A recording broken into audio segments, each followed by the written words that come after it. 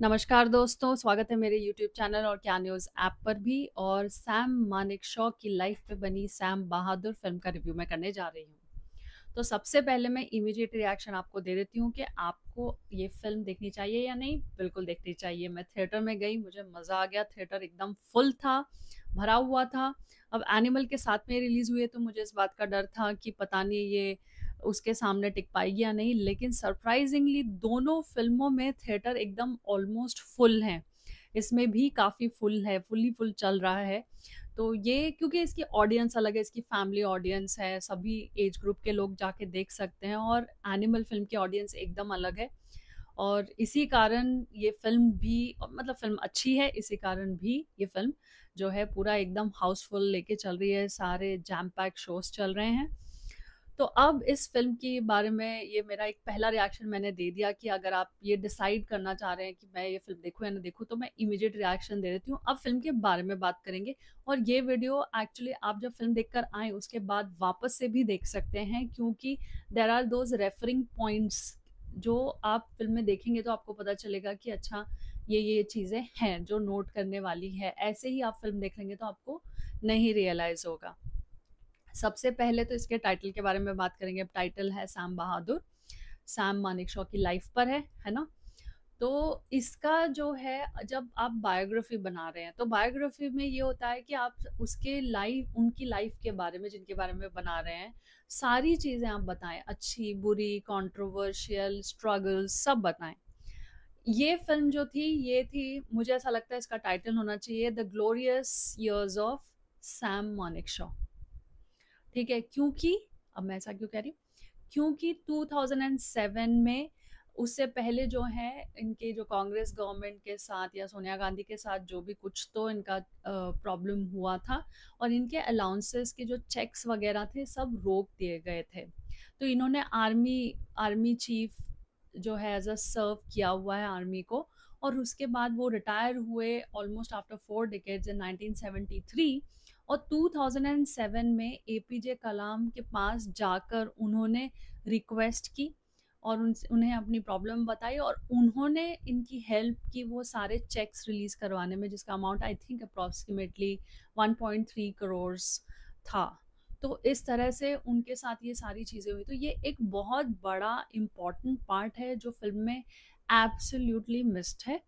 तो मुझे लगा सबसे पहले तो, जो कि टाइटल से ही रिलेटेड है, तो सबसे पहले इसके बारे में मेंशन करेंगे। तो ये एक बहुत ही पता नहीं कन्वीनियंटली डेलिबरेटली जो भी है, इसको स्किप कर दिया मेघना गुलजार ने। और मेघना गुलजार वैसे तो उनका क्राफ्ट पे बहुत अच्छी पकड़ है, वो इस फिल्म में दिखती है। उन्होंने बहुत अच्छा काम किया as a director, screenplay अच्छा लिखा है, डायलॉग्स भी अच्छे हैं। लेकिन ये जो मतलब कहानी के पर्सपेक्टिव से बोलें, क्योंकि बायोग्राफी है, रियल लाइफ हीरो है, उनके पर्सपेक्टिव से बोले तो ये मतलब, क्या वो सेफ जोन खेल रही थी, क्या वो बोलना नहीं चाहती, क्या वो कोई रिस्क लेना नहीं चाहती, या ये उनका प्रेफरेंस है, जो भी होगा मैं तो जानती नहीं हूँ, लेकिन जो मैंने नोटिस किया फिल्म में वो मैं आपको बता रही हूँ। तो ये हो गया पहला पॉइंट। अब चलते हैं कास्ट के ऊपर। तो कास्ट में है विकी कौशल, फातिमा सना शेख, सानिया मल्होत्रा। ठीक है, इंदिरा गांधी का रोल किया है फातिमा सना शेख ने, और सानिया मल्होत्रा ने उनकी वाइफ का रोल प्ले किया है, जो है सैम का। और सैम ऑब्वियसली विकी कौशल। तो विकी कौशल से शुरू करते हैं। विकी कौशल देखिए बहुत बेहतरीन एक्टर वो हैं, और इससे पहले भी उन्होंने किया है, और इसमें भी एक्टिंग तो बहुत अच्छी की है। लेकिन बात ये है कि इनके जो लेंसेज थे मुझे एकदम भी जमे नहीं। मतलब ऐसा हर वक्त दिख रहा था कि वो लेंसेज थे। तो ये मतलब उन्होंने वो रोल ऐसा दिखाने के, it was too much on the face. बहुत ऑड लगा, मुझे नहीं अच्छा लगा। उसके बाद उनका रिजेम्बलेंस वैसा बनाया, लेकिन मुझे ऐसा लगता है कि इसकी जगह किसी और एक्टर को भी लेते जो कि एक अच्छा परफॉर्मर है, तो वो भी इस तरह के रिजेम्बलेंस पे, मतलब आप लुक पे काम कर सकते थे, और इस तरह का वो कास्टिंग कर सकते थे, बजाय इसके कि आप जबरदस्ती उसको ही फिट करें। अब मुझे ऐसा क्यों लगा, इसलिए क्योंकि एक्सेंट भी, एक तो क्या था, यूनिफॉर्म एक्सेंट नहीं था। अब ये यहाँ से आ रहे हैं, अब इसमें क्या बताया बताया भी है, और जो फैक्ट भी है कि ये पारसी थे। और इनका बहुत टाइम जो है अमृतसर में निकला, पंजाब में निकला, तो उसकी वजह से इनकी पंजाबी बहुत फ्लुएंट थी। ठीक है, इनके दोस्त भी बहुत ज़्यादा थे, तो उस हिसाब से इनकी पंजाबी बहुत फ्लुएंट थी। अब लेकिन क्योंकि ये ओरिजिनली गुजरात वाले बैकग्राउंड से भी आ रहे थे, तो गुजरात का तो कुछ फिल्म में नज़र आया नहीं, लेकिन सैम जो थे वो गुजराती में भी इक्वली फ्लुएंट थे, तो वो वाला पार्ट भी नहीं देखने मिला। तो मुझे लगा कि दिखाना चाहिए, क्योंकि उस बंदे की ये है कि वो he was fluent in Hindi, English, Urdu also, and then Gujarati and Punjabi. इसमें ऐसा लगा कि अरे वो पंजाबी थे क्या, मतलब पारसी वाला भी मेरे को तो थोड़ा फील नहीं आया। विकी कौशल से सानिया मल्होत्रा तो फिर भी थोड़ा जस्टिफाई कर गई पारसी वाला लुक, लेकिन विकी कौशल से नहीं लग रहा था बिल्कुल भी, वो एकदम इंडियन लग रहे थे। और जो एक्सेंट था वो बड़ा ही वेवरिंग एक्सेंट था, मतलब वो आता था और जाता था, और एक आध बार तो मुझे फेक भी लग गया। तो वैसा मैं उस पार्ट से थोड़ा सा डिसअपॉइंट हुई, इसलिए मुझे लगा कि किसी और को कास्ट करते। फॉर एग्जाम्पल मैंने सोचा कि किसको करते, ऋतिक रोशन को कर सकते थे। ऋतिक रोशन की तो नेचुरली आंखें मैच हो जाती, थोड़ा सा वो फॉरनर लुक भी मैच हो जाता, और उसके अलावा बेहतरीन एक्टर ऋतिक रोशन है। सुपर 30 में हम ये देख चुके हैं, और क्या लुक उन्होंने उसमें किया था। लेकिन आई थिंक ये वाली टीम जो है मेघना गुलजार वाली, वो इनके साथ शायद नहीं काम करती है, या ये इनके साथ प्रेफर करती है, ऐसा कुछ है। क्योंकि ये पूरी एक टीम है जिसमें मैंने जो ये 3 नाम बताए, फिर राधिका मदान भी जनरली इनकी टीम में नज़र आती है। तो इस तरह का जो इनका जो है, मुझे लगा सेफ जोन है।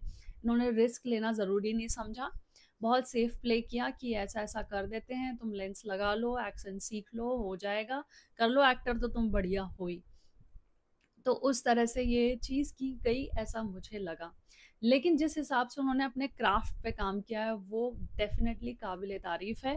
तो फ़िल्म जब एक बार शुरू हो जाती है और फ़्लो पकड़ लेती है, तो आप कई बार भूल जाते हैं कि अच्छा, फिर वो बीच-बीच में आता है, दिखता है, लेकिन आप इग्नोर कर देते हैं, क्योंकि इतनी वंडरफुल लाइफ़ है, इतनी इंस्पायर्ड लाइफ़ जो है सैम बहादुर की, उसकी वजह से आप एक्चुअली फ़्लो में चलते रहते हैं, और जो चीज़ें हो रही हैं, इतना कंटेंट है बेसिकली, तो उसके साथ ये बहुत अच्छा, और डायरेक्शन डेफिनेटली अगेन मैं कहूँगी, मैं पहले भी मेंशन कर चुकी हूँ, तो उसकी वजह से ये चीज़ें निकल जाती हैं। लेकिन ये प्रॉब्लमेटिक थोड़ी मुझे लगी। सेकंड फिर थी जो इंदिरा गांधी बनी, यानी कि फातिमा सना शेख। अभी इंदिरा गांधी के ऊपर फिल्म ऑलरेडी आ रही है, इमरजेंसी वाली, जो कंगना रनौत है। तो जैसी मैंने तो देखा फातिमा सना शेख को, मुझे लगा अरे यार कंगना रनौत को ले लेते, लेकिन ये वाली टीम तो कंगना रनौत को लेगी नहीं, इनके आपस के पंगे हैं जो भी हैं। लेकिन लुक वाइज, परफॉर्मेंस वाइज, और अगर मैं एक्चुअली इंदिरा गांधी का और इनका भी जो इंटरव्यू लिंक्स है वो मैं डिस्क्रिप्शन में डालूंगी, आप चेक करिएगा, तो आपको पता चलेगा कि क्यों मैं जो है सैम बहादुर का कैरेक्टर क्यों किसी और से कंपेयर कर रही हूँ, या ये वाला भी कैरेक्टर मैं क्यों कंगना रनौत से कंपेयर कर रही हूँ। आपको पता चलेगा, वो बॉडी लैंग्वेज उनकी तो नेचुरली है, और वो बहुत इजीली आ जाती है, जिसमें इनको इतना टफ पड़ा होगा काम करने के लिए।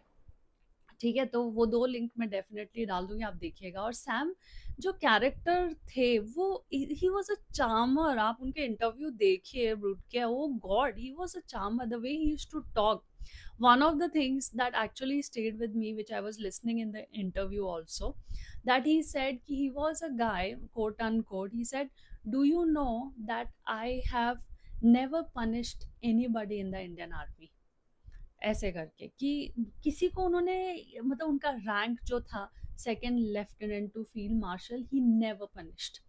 जब आर्मी चीफ थे और उनके पास जब कोर्ट मार्शल के लिए भी आता था, तो वो उस पर लिख देते थे कि मतलब नॉट गिल्टी है तो साइन कर देंगे, और अगर गिल्टी है तो फिर वो बोलेंगे witness number this has lied and this and that. This is in his interviews, okay. So he is that kind of, he is a charmer, मतलब विटी ह्यूमर ठीक है, लेकिन चार्मर वाली पर्सनालिटी विकी कौशल की मुझे नहीं नजर आई। इसलिए आप एकदम, आपको पता नहीं है कि कौन है क्या है, और आप जाके देखेंगे तो आपको विकी कौशल अच्छे लग जाएंगे, लेकिन जब आपको पता चलेगा कि एक्चुअली क्या पर्सनालिटी थी, और वो कैसे थे, कैसे दिखते थे, कैसे बात करते थे, तो फिर आपको खटक जाएंगे।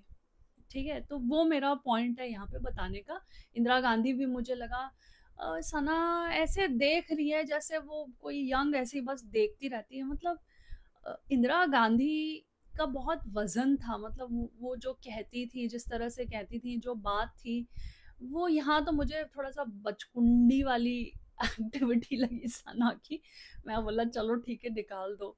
अब वो ये भी एक इनसिक्योरिटी हो सकती है, क्या पता, मैं तो बस बता रही हूँ पॉसिबिलिटी कि अब कंगना रनौत, जस्ट इमेजिन कंगना रनौत वहाँ पे आ जाती तो कंगना रनौत बहुत अच्छा परफॉर्म कर देती शायद विकी कौशल से भी ज़्यादा। तो आपस में एक्टर्स की टीम की भी इनसिक्योरिटी होगी, तो इनको तो चाहिए ही नहीं होगी कि कंगना रनौत को तो दूसरे रीजन से भी नहीं लेके आएंगे। चलो पर्सनल जो है वो जो बोलती है सो बोलती है, वो सेकेंडरी है, लेकिन ये भी एक वो होगा कि नहीं नहीं ये तो हम नहीं चाहते। लेकिन अगर यही बात मैं कंपेयर करूँ एनिमल से, तो बॉबी देओल का रोल छोटा था, कितना पावरफुल है, कितने ट्रेंड हो रहे हैं, लेकिन रणबीर कपूर को कोई इस तरह की मतलब इनसिक्योरिटी होगी ऐसा मुझे तो नहीं लगता। तो कोई भी एक्टर हो चाहे डायरेक्टर हो, किसी को भी स्पेस में इनसिक्योर होकर काम नहीं करना चाहिए, ये मैं कहूंगी। अब आती हूँ तीसरे पॉइंट पे। इसका एक गाना था बढ़ते चलो, वो मुझे काफी अच्छा लगा, जिसमें वो कह रहे हैं अलग अलग रेजिमेंट है, वो अपने अपने गॉड का या अपने जिनको वो फॉलो करते हैं उनका जय जय करके नारा लगाते हैं। तो छत्रपति शिवाजी महाराज की जय, बिरसा मुंडा की जय, दुर्गा माता की जय, कलिका माता की जय। तो वो गाना मुझे काफी अच्छा लगा कि चलो ठीक है लेफ्टिस्ट लोग, थैंक यू सो मच। नहीं तो ऐसी चीजें पहले ही ओमिट आउट हो जाती, पर इसमें ऐसा नहीं हुआ। तो वो देख के मुझे काफी अच्छा लगा। फिल्म ओवरऑल बहुत अच्छी है, इसको रेटिंग में दूंगी 8.5 स्टार्स।